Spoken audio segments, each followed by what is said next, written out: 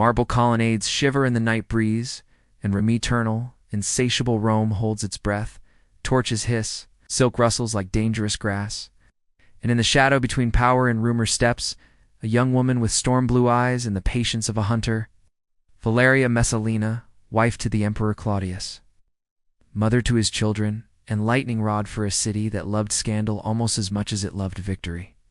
They will call her perverse, depraved, monstrous. They will write about her like a curse the Republic forgot to lift. But listen closely beneath the clatter of accusation, and the metallic taste of fear is something else. The machinery of empire grinding through the delicate private theater of the body. She did not begin as an omen. She began as a promise blood tied to the Julio-Claudians. A ribbon of lineage knotted through the wounds of civil war and the glittering ambitions of the palace. In the daylight, Claudius seemed a scholar accidentally placed on the throne, gentlemannered and limping through history. At night, the city decided his wife was the real motion of events, the undertow that dragged senators off their feet and pulled fortunes under. The empire, after all, was as much bedrooms as battlefields. And Messalina understood that privacy in Rome was never private.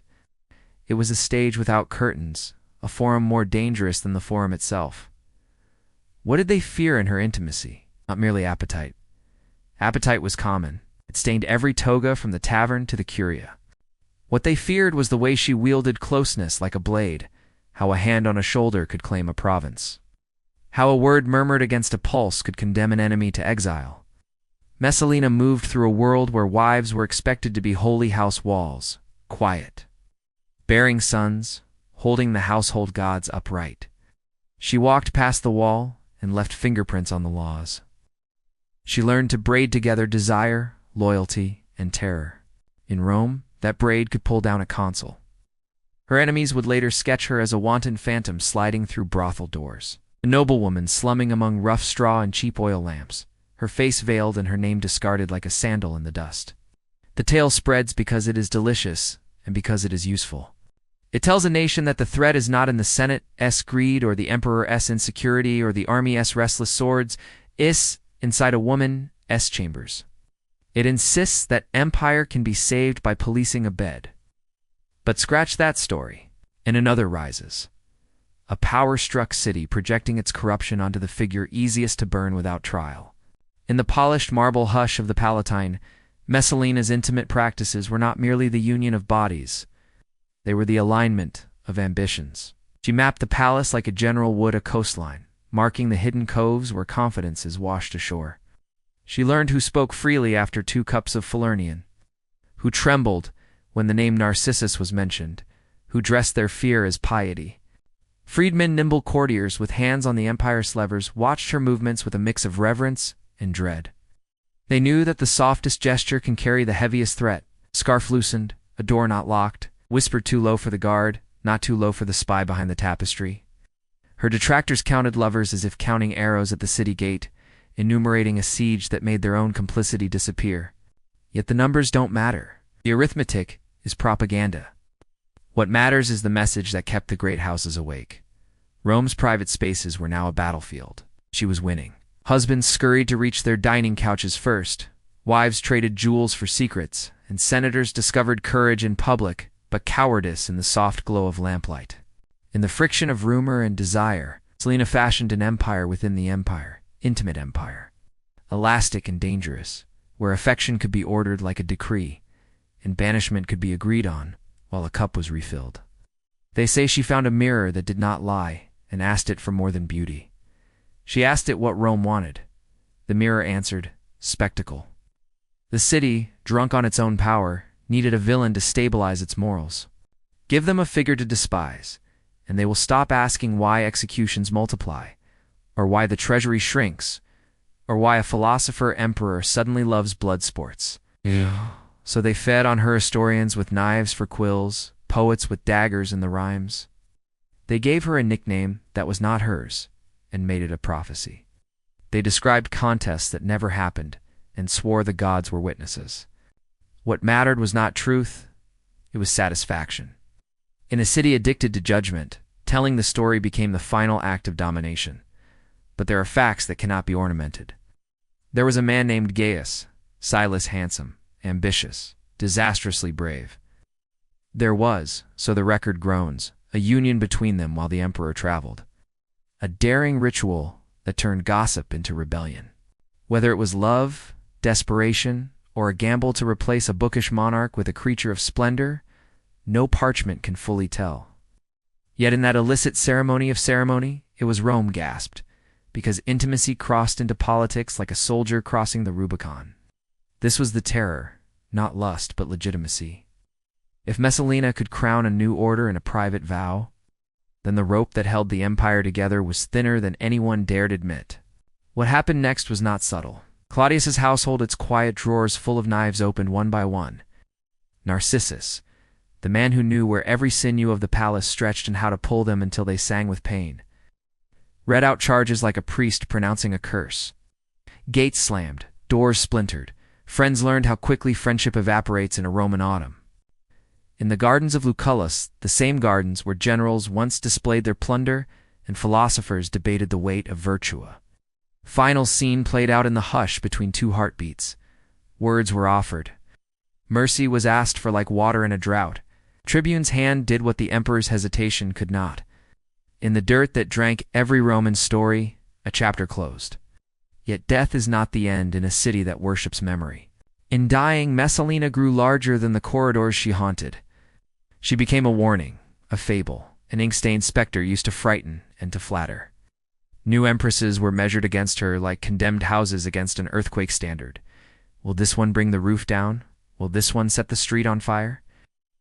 Men who had profited from her downfall pretended to mourn in public and counted their estates in private. The empire shifted, found a new angle to rest on, and continued its long, glossy decline disguised as triumph. To call her perverted is to admit that Rome's mirror is tilted. What did the empire truly hate? A woman who claimed agency in a world built to deny it, a body that refused to be a quiet hallway, insisting on being a door. The city pinned the word perversion to any intimacy that dared to outvote the forum, because that word turns fear into righteousness. The intimate practices that terrified Rome were not just who touched whom and when they were. The political practice of treating desire as leverage, of treating marriage as an office with its own armies, of treating love and loyalty as currencies mintable in secret. It was the realization that a silk curtain weighs more than a bronze gate, that an embrace can move the map faster than a legion. There's cruelty in this story, yes, but not solely the cruelty assigned to her. Think instead of a system that harvests private life for public control, that sentences women to sainthood or sin without offering them citizenship in the space between. Think of the chroniclers who wrote their hatreds into eternity and called it history, the way a fire calls itself light. They needed Messalina to be unspeakable, so they could feel speakable. They needed her to be a cautionary tale, so their own vices could march under a cloak of relief. In the court of public opinion, she was tried without counsel and sentenced without appeal. And the verdict echoes because empire always needs an intimate enemy. Picture, if you can bear it, the last evening before the storm. A garden heavy with laurel. A moon that does not choose sides. A woman whose pulse is level because she has lived with danger so long and has become another attendant in the room. Did she regret? Regret belongs to those whose world is not already on fire. She would have known, with a clarity that makes the mouth go dry, that Rome does not forgive those who rearrange its furniture, least of all when the furniture is a throne. Perhaps she thought of her children. Perhaps she thought of the version of herself painted by men who never met her eyes. Perhaps she looked at the polished blade of the city and recognized her own reflection in it. Bright, cold, unavoidable. And what of Claudius, scholar king with ink on his fingers? Some say he blinked, nodded, and asked for lunch, as if grief could be put on a plate and eaten with herbs. Others insist a shadow lived behind his face forever after, a reminder that the most dangerous rebellions occur in whispers, not marches. Whatever he felt, the city made sure it could be measured in edicts, not tears. It swallowed the scandal, washed it down with elections and entertainments, and prepared a new story. Because Rome, like the Tiber, never stops moving. Messalina's legend is a locked room that historians rattle at from the hallway. They offer keys made of satire and of moral outrage, but keys forged in contempt only open onto mirrors. The truth, a complicated, breathing, inconvenient truth, remains inside. A woman navigating the iron architecture of a patriarchy that required her to be quiet and then punished her for being heard. A ruler in all but name conducting policy through proximity. A figure whose sexuality became the battleground where men fought over legitimacy and pretended it was virtue. To reduce her to perversion is to refuse the complexity that makes history useful. The title clings, and it will cling as long as power is terrified of intimacy it does not control. So let the city keep its epithet, the jagged label it hands to every woman who tries to set her own compass. Let the marble whisper its gossip to the ivy. Let the poets rhyme their daggers. The empire is dust now, and dust does not blush. But the lesson remains carnal and cold in every age. There will be those who govern not by decree but by the tremor under the skin, who harness private wants to public ends, who understand that the softest places are where empires are most exposed. Name them monstrous if it steadies your hand. Name them perverse if it helps you sleep. The rest of us would do better to watch the doorway and learn. For Rome's most maligned empress, the terror she inspired was the terror of a mirror held up to the state. A revelation that the same appetite that drives a lover to the threshold drives a general to the frontier drives. Senator to the bribe drives a scribe to bend a law until it prays for mercy. Messalina, in this telling, is not merely a scandal. She is a system exposed. Her intimate practices are the empire's own, stripped of ceremony and shown in unforgiving light, bargains struck in silence. Oaths backed by desire, destinies decided where no minutes are kept. The night ends, the torches gutter. The gardens are empty. What remains is a caution, sharp as a laurel leaf. Beware any power that tells you the greatest danger dwells in a woman's room, while it empties the treasury in daylight. Beware any chronicle that cannot imagine a woman as strategist except by calling her obscene. And beware, above all, the soothing lie that the body is separate from the state. Messalina's ghost denies it. The city denied it when it killed her.